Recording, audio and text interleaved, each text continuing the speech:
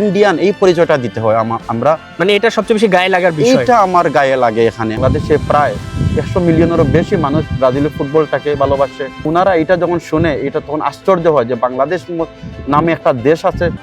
ইনজুরিতে থাকেন, বাংলাদেশের কোটি কোটি ভক্ত আপনার জন্য দোয়া করে।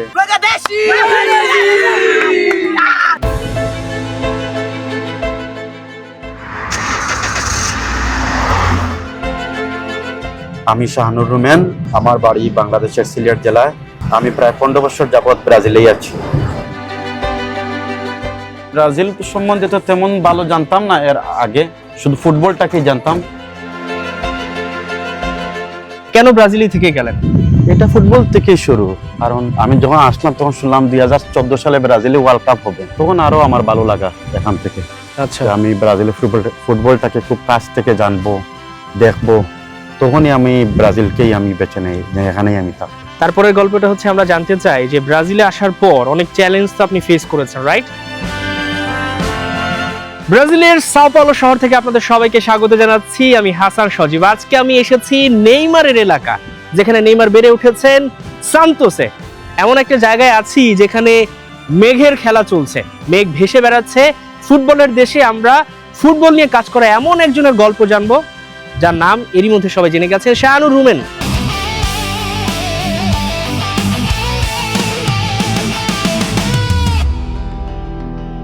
আমি যতদূর জানি যে আপনি হচ্ছেন এখানে ব্যবসা করছিলেন, তার পাশাপাশি মানে ফটো জার্নালিস্ট বনে যাওয়া এবং সেটা ব্রাজিলের যে ফুটবল কনফেডারেশন রয়েছে তাদের সঙ্গে কাজ করা, নিবন্ধিত একজন ফটো জার্নালিস্ট। এর পেছনের গল্পটা আসলে কি? এটা আমি আমার শখ থেকেই বলতে পারেন। এই দেশে ব্রাজিলের ফুটবলটাকে আমাদের মানুষ, বাংলাদেশের মানুষ খুবই আবেগী ব্রাজিলের ফুটবলটাকে নিয়ে, খুবই আবেগ, ভালোবাসা। এত দূর থেকে যখন আমি এই দেশে অনেক দিন, প্রায় 15 বছর হয়ে গেছে আমার এই দেশে, আমি ভাবলাম যেহেতু এই দেশের ভাষাটাও আমি মোটামুটি জানি, এই দেশে আমি শুরু করলাম ফটো জার্নালিস্টের উপরে লেখাপড়া। এখান থেকে আমার এই দেশেরই একটা ইউনিভার্সিটিতে আমি লেখাপড়া করি। তারপর থেকে আমার এই শুরু। আসলে উদ্দেশ্যটা শুধু শখই না, তার পাশাপাশি আমাদের দেশ প্রায় 16,000 কিলোমিটার দূরে।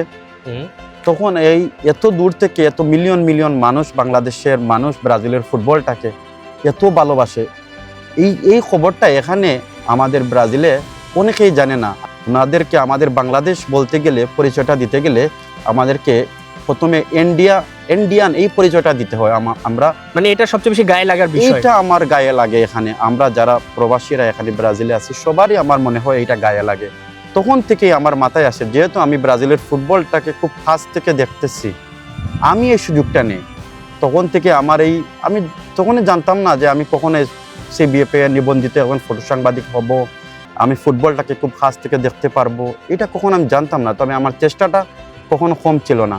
এখন যখন আমি কোথাও যাই, ফুটবলের কাছে যাই, তখন আমি বলতে পারি যে বাংলাদেশের মানুষের ফুটবল প্রেম, বাংলাদেশের মানুষের আবেগ, বাংলাদেশের মানুষ কিভাবে ব্রাজিলের ফুটবলটাকে ভালোবাসে, যার এই উদাহরণটা আপনারা, প্রমাণটা এইবারের বিশ্বকাপে আপনারা দেখেছেন। অনেকে এই দেশের মিডিয়াগুলা বাংলাদেশকে নিয়ে, বাংলাদেশ বলে অনেক কিছু ওনারা বলতেছে। অনেক জার্নালিস্টের সাথে আমার দেখা হয় যারা এখানে প্রফেশনালি কাজ করে, তখন আমি এই সুযোগটা নেওয়ার চেষ্টা করি। তখনই ওদের সাথে আমার বাংলাদেশকে নিয়ে আমি কথা বলি, বাংলাদেশের ফুটবল প্রেম নিয়ে কথা বলি। এমনকি আমি এই দেশে CBF মিডিয়া পরিচালক যিনি, ওনাকেও আমি একবার যে বাংলাদেশের যে বিষয়টা, ওনাকেও আমি এটা বলেছি যে বাংলাদেশে প্রায় 100 মিলিয়নেরও বেশি মানুষ ব্রাজিলের ফুটবলটাকে ভালোবাসে। তো ওনারা এটা যখন শুনে এটা তখন আশ্চর্য হয় যে বাংলাদেশ নামে একটা দেশ আছে, এত দূরে, যারা এখানে বসেও আমাদেরকে ভালোবাসে।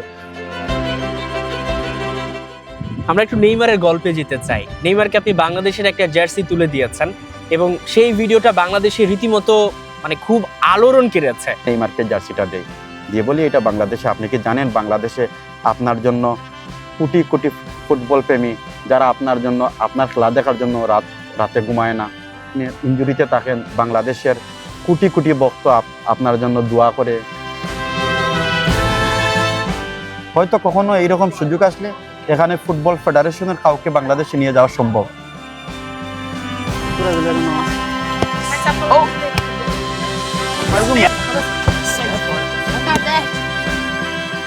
ফুটবলে আলাদা কোনো ভাষার দরকার হয় না।